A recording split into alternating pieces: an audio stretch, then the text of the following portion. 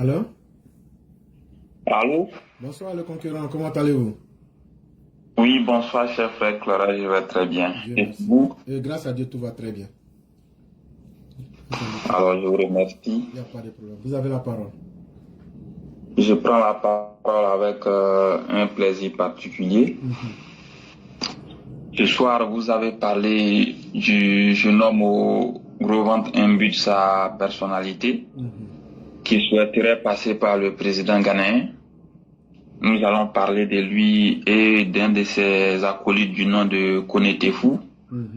Et aussi, nous allons parler en deuxième partie de l'aspect social d'une manière générale, en abordant la mobilisation des militants, la question des lieux qui ont été déguerpis, qui doivent être réhabilités, le transport et aussi l'emploi des militants.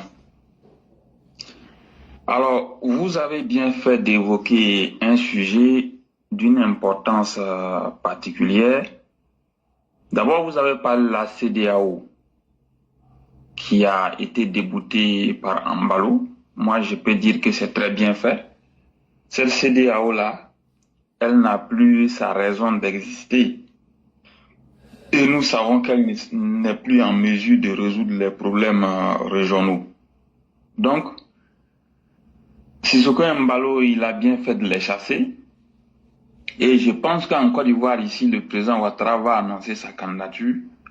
Nous ne voulons pas voir ici des gens de la CEDEAO après qui vont venir nous emmerder ou bien des gens qui vont passer par des mains noires pour envoyer des gens ici pour nous distraire. On n'en veut pas. Ça, c'est d'abord la mise au point. Maintenant, concernant le jeune homme au gros ventre imbu de sa personnalité, il a déjà tout essayé. Hein? Quand vous voyez les Johnny Pacheco qui aujourd'hui incite l'AES à attaquer la Côte d'Ivoire, qui demande même au président de l'AES, au Pouchis, de venir attaquer la Côte d'Ivoire, et qui incite même au meurtre contre le président Ouattara. Dans une de ses vidéos, on voit Johnny Pacheco appelle au meurtre même du président de la République. Ces vidéos-là sont là. Tout ça, ça vient de qui? Ça vient de Guillaume Soro, on sait. On n'a même pas besoin de rappeler tout ça ici. Ce que vous avez dit est tellement juste. L'affaire Guillaume, là, Guillaume, laissez-le, ce qu'il a commencé. Il faut qu'il termine. On va voir. De la manière Guillaume pense qu'il peut faire déplacer le mont Kilimanjaro, là. On veut le voir en train de faire déplacer effectivement le mont Kilimanjaro.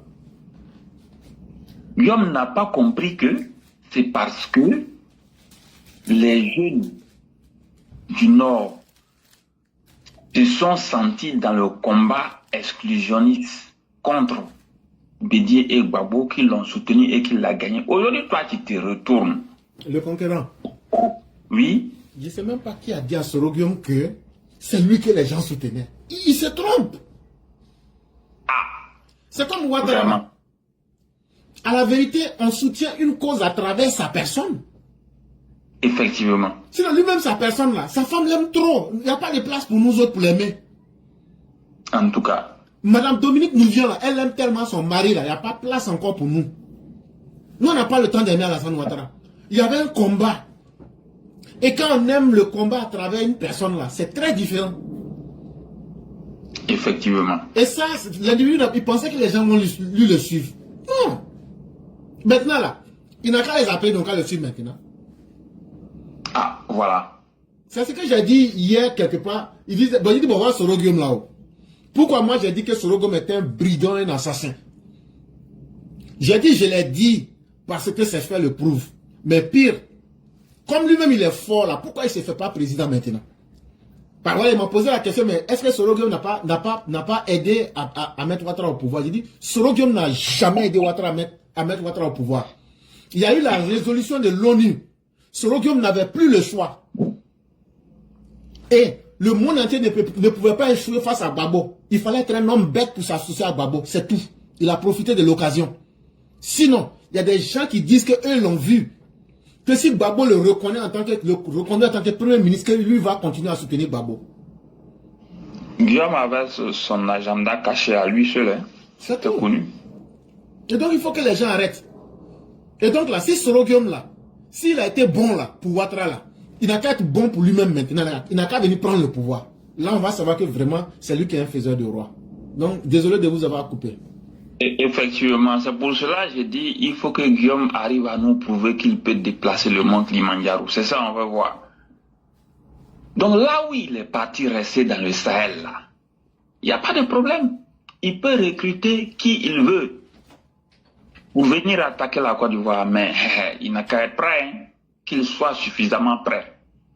Les pushistes qu'il est en train de tromper là, il va conduire ces pushistes-là tout droit en enfer. Il n'y a même pas matière à débat. Donc si aujourd'hui, il veut encore passer par le président ghanéen John Dramani Mahama, nous disons au président ghanéen John Dramani Mahama de ne pas rentrer dans ce jeu-là, de ne même pas s'aventurer sur ce terrain qui est trop glissant. Si c'est la diplomatie là, il y a eu trop de choses. Si diplomatiquement on pouvait raisonner Guillaume, moi je pense que depuis c'était terminé cette histoire. Mais Guillaume est rentré dans une logique où il va établir une liste de cadres RHDP, des ministres, de hautes personnalités RHDP à abattre. Ça là, il faut qu'il assume, hein? Il faut qu'il l'assume. De toute façon qu'il pense qu'il peut venir prendre le pouvoir par la force là. Il faut qu'il fasse pour qu'on en sache davantage. Comme il se sent capable, il faut qu'il le fasse. Et on est prêt, on l'attend. Donc, pour dire que le président ghanéen, s'il vient en terre ivoirienne, il ne faut même pas qu'il évoque ce sujet-là. Il ne faut pas qu'il évoque ce sujet-là. Au cas où il s'amuserait à évoquer ce sujet, que le président Ouattara mette sur la table les actes et les dérapages très graves de Guillaume, qu'il lui présente comme ça, il saura que celui qu'il est venu défendre là, c'est quelqu'un qu'on ne doit même pas défendre. Donc voici ce que je voulais dire et préciser en même temps, il y a un certain Koné Tefour que les gens connaissent très bien. Je vois encore malheureusement qu'il est venu au RIDP et apparemment il semble qu'il s'est encore rapproché de qui? De la présidente du Sénat, Mme Kandia Kamara. Alors elle doit comprendre que elle avait déjà donné un coup de grâce à Johnny Pacheco. Ce même Johnny Pacheco s'est retourné contre elle. Koné Tefour, c'est un opportuniste fin. Parce que je me souviens, lorsque nous étions dans l'opposition, au RDR, Koné Tefour à Bobo ici, en ce moment, il travaillait avec la femme de Désiré Tagro. Il ne se rapprochait même pas du RDR en ce moment. Koné Tefour, c'est un opportuniste fin. Donc, s'il dit qu'il vient au RHDP, là, c'est son problème. Moi, je ne peux pas faire confiance à un homme comme Koné Tefour. Je veux dire à la haute direction du RHDP et au cadre RHDP de se méfier de Koné Tefour. Faudrait même pas qu'on lui accorde une place de choix au sein du RHDP. Mieux vaut se méfier de lui. Parce que ces gens de personnes, ils viennent pour faire de l'espionnage, on connaît. Donc, s'il dit qu'il est revenu, c'est son problème. Mais franchement, moi, je ne peux pas avoir confiance. Voilà, ça c'est le premier point. Le deuxième point, concernant l'aspect social, on a vu d'abord, depuis un certain temps, le RADP est sur le terrain pour la mobilisation des militants. Ça c'est une très bonne chose. On a toujours voulu et on a toujours demandé cela. Il faut que le RADP continue de mobiliser sur le terrain, surtout les électeurs, les militants. C'est une très bonne chose. Mais en même temps, il y a un autre aspect de la lutte. Les soi-disant opposants, ils ont pour unique projet de déstabiliser la Côte d'Ivoire. Comme ils cherchent à déstabiliser la Côte d'Ivoire, nous disons que notre première force, ce sont les militants. Donc, il faut mettre en ordre de bataille les militants pour contrer ces déstabilisateurs-là d'abord. La première force d'un parti politique, le premier rempart, c'est sa base militante. Donc, il faut que ces militants-là, ils soient mis en ordre de bataille pour aller au four et au moulin contre les déstabilisateurs, les fauteurs de troubles et ceux qui veulent faire coup d'État. Et ceci doit s'organiser dans toutes les grandes villes du pays, à commencer par le Grand Abidjan, à travers les communes comme Anyama, Abobo, Yopougon, Adjamé, Atekoubé, Trècheville, Koumassi et Port-Boué avec Bingerville. Maintenant, les autres grandes villes de l'intérieur, il y a Bouaké, Yamoussoukro, Kourogo, Perkesedougou, Bondoukou, Abangourou, Gagnoua, Daloa, San Pedro, Man, avec l'autre ville là, j'ai déjà dit Abangourou, mais aussi Daokrou. Donc il faut que le RHDP compte sur ses propres militants dans ces grandes villes. Parce que les déstabilisateurs, à coup sûr, s'ils veulent mélanger des choses, ils vont passer par chacune de ces villes. Donc voici des villes où les militants doivent être mis en ordre de bataille pour aller contre les fauteurs de troubles. Mais aussi, il y a un autre aspect que j'ai toujours souligné. L'emploi pour les militants. Nous l'avons dit, on a plusieurs fois répété. Est-ce que ça a été fait? Moi, je n'en sais pas trop, mais je viens pour faire un rappel. Beaucoup de militants qui sont là depuis 1993, 94 pour arriver aujourd'hui là. Il y a plein qui malheureusement continuent de chercher des emplois et qui n'en trouvent pas. Il y en a. Donc nous voulons rappeler qu'il est toujours important de penser à ces militants. Si vous ne renforcez pas les militants, le moment où vous avez besoin beaucoup plus d'eux, c'est pas évident qu'ils vont répondre à l'appel parce qu'ils pourraient être gagnés par le découragement. Plusieurs fois, nous l'avons répété. L'aspect social des choses, ça va aussi avec ça. L'aide aux militants, surtout au niveau de l'emploi. Donc, il faut que les gens regardent. Partout sur l'étendue du territoire, ceux qui sont au four et au moulin pour la cause du parti, là, depuis des années 1993, et qui ont été oubliés, comment est-ce qu'on peut leur trouver quelque chose pour leur permettre de se prendre en charge? Toujours nous le rappelons. C'est important de les rappeler. Donc ça, c'est un aspect sur lequel il va falloir insister. Un autre aspect social à travers les transports. Vous savez, beaucoup de nos militants sont dans les transports aujourd'hui. En tout cas, à 80% des cas, c'est nos militants qui contrôlent les transports. Étant donné que nous sommes dans une année électorale, nous voulons dire au ministre des Transports de regarder de très près, de poser des actes qui peuvent aller dans le sens comment on appelle même, du soulagement envers nos frères transporteurs. Qu'est-ce que le ministère des Transports peut faire pour améliorer les conditions de travail de nos frères transporteurs et aussi pour les soulager? En un mot, qu'est-ce qui peut être fait pour les contenter?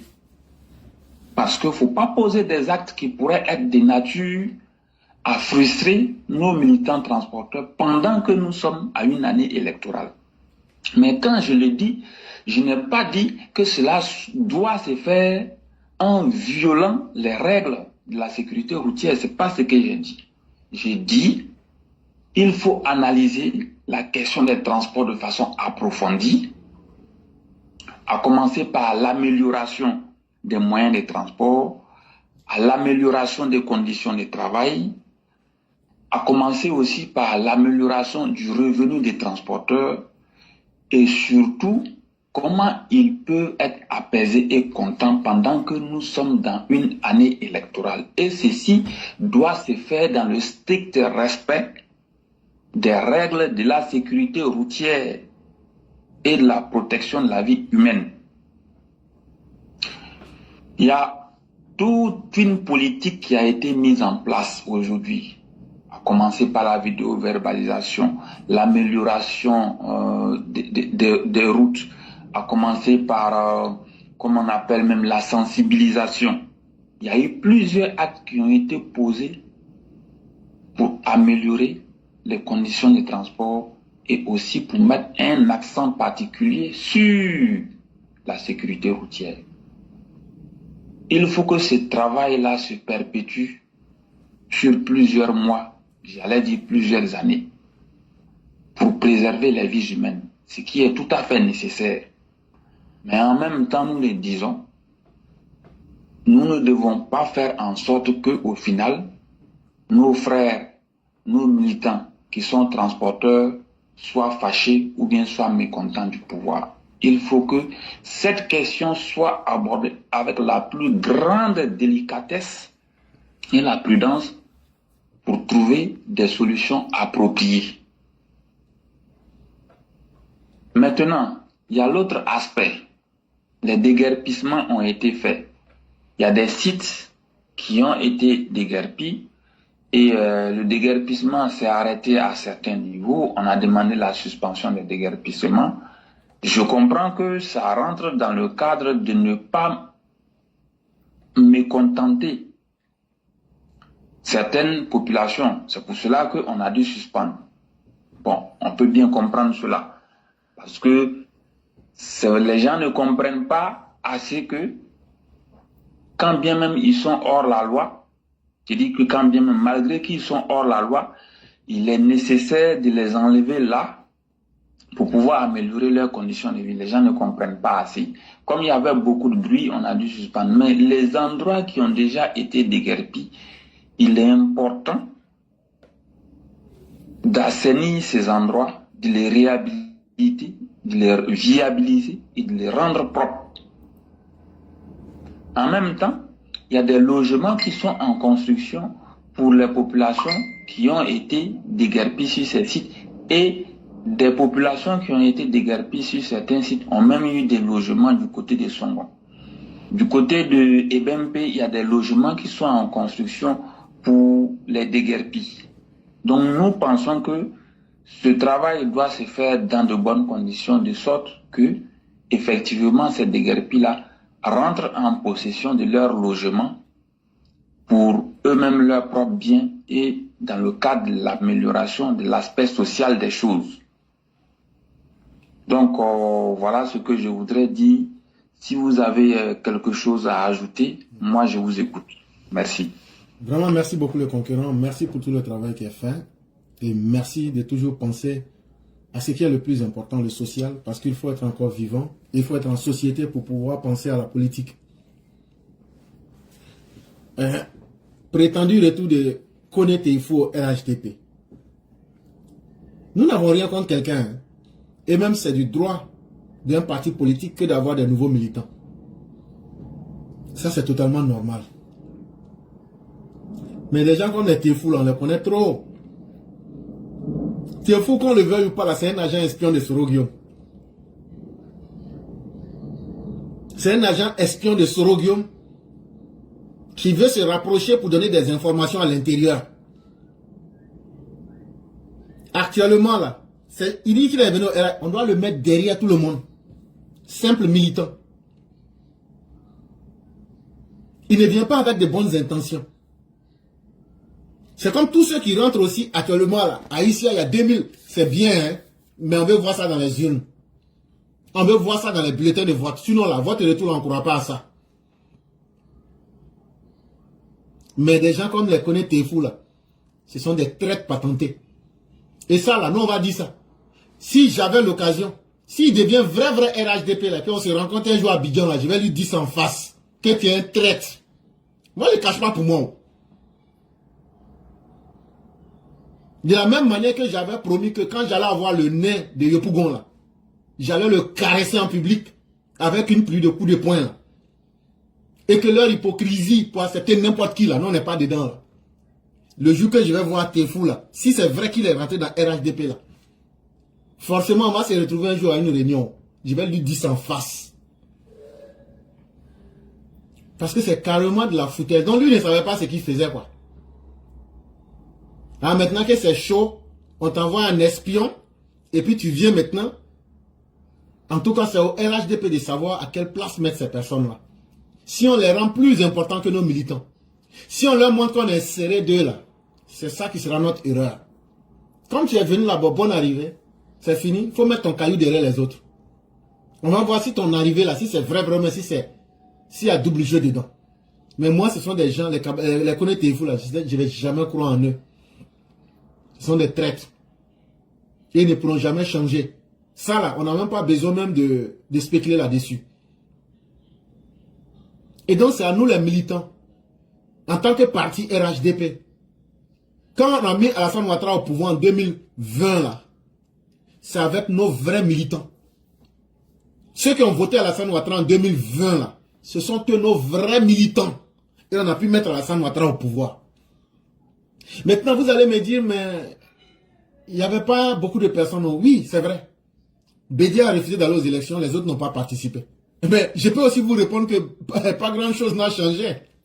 Chaque adjoint là, sa présence comme son absence est zéro. Lui, il est un poids mort qui part. Gbagbo là, lui, il ne sera pas candidat. Parce que de la manière les Goye parlent là, c'est comme ça, nous, on va agir contre eux. Sans qu'eux savent menacer là, nous, on va les amener à ce qu'ils nous montrent dans leur menace là. Ce qui est dedans là, les couteaux qu'ils ont aiguisés là, ils n'ont qu'à nous montrer ça. Tant qu'ils n'ont pas mis le couteau à notre gorge là, nous, on ne va pas céder. Et donc, tout est dans la main de la direction. Hein. Et vous, les gens de la direction là, si vous voulez qu'on reprenne les hostilités là, continuez. Si vous frustrez nos militants, ou bien si vous vilipendez nos militants, en tout cas, comptez sur moi. Je ne vais pas faire dans la dentelle avec vous. Parce que nos vrais militants là, c'est ce qu'on a utilisé en 2020. Tout le reste là, c'est du cosmétique. On n'a pas dit qu'il ne faut pas ils vont venir. Hein. On n'a pas dit qu'il ne faut pas ils vont voter pour le président. Hein. Mais avec ou sans eux là, le président gagne déjà. Parce que les vrais résultats sont là. En 2023, la Kaba, connais t'es fou. Tu sais comment on a fait ça, non? Connais t'es fou. Tu sais comment on t'a maîtrisé à Bobo là-bas, non? Il faut continuer seulement. Maintenant, tu viens pour jouer le rôle d'espion là. On va te mettre ça dans ta gorge. En y voyant, on se comprend. On va mettre ça dans ta gorge. Mais, politiquement, la direction peut dire, bon, on est d'accord, c'est comme ça. C'est votre problème, hein. Mais en même temps, là, les parkings sont partagés. Les vrais militants, là, respectez-les sans condition. Parce que c'est eux qui ont mis le président au pouvoir. C'est eux qui ont bravé le CNT. C'est eux, là, nos vrais militants. Et les cadres du RHDP, qui posent des actes pour frustrer nos militants, là. Ah, si un se trompe parmi vous, pour aller payer voiture pour un opposant, ou bien pour aller jouer les intéressants, là, on ne va pas te louper des... Si un essaie ça jusqu'à la fin des élections là, ah, on ne va pas te louper. Parce que parmi vos militants là, il y a d'autres qui n'ont même pas de travail. Il y a d'autres là qui n'ont même pas le minimum vital. Pensez à eux. Et il y a notre aîné d'Atlanta qui demandait qui croit en Soro Guillaume? Personne. La réponse elle est déjà connue. C'est Soro qui pense que lui il a de l'importance. Si Soro devient président de la Côte d'Ivoire, là, mais nous autres, là, c'est qu'on a tout échoué dans la vie. Les Soro Guillaume, les blés goudés, là. Mais c'est sur quel modèle ils vont venir pour prendre le pays? Et donc, ce qui est évident, là, les militants avec qui on a pu mettre le pouvoir en place et qui n'ont jamais trahi le parti, là, ces militants-là, continuons à les respecter et à leur faire plus de place que les nouveaux venus. Ça, c'est un principe simple. C'est le RHDP seul qui ne comprend pas ça. Et donc, les gens comme les connaissent fous, pour moi, c'est un épiphénomène. Si c'est vrai ou c'est pas vrai, c'est pas lui seul sa voix là qui va nous faire gagner. C'est la voix des petits militants comme nous là qui est important. Mais moi, je le vois et je le dis. Il vient en tant que espion de Soro Guillaume, espion du GPS au sein du RHDP, c'est tout. Donc, c'est ce que je voulais ajouter et vraiment vous dire merci. Vraiment, merci beaucoup. Portez-vous bien. Excellente émission à tout le monde. Merci beaucoup les concurrents et on va vous souhaiter une excellente nuit et toute la bonté divine.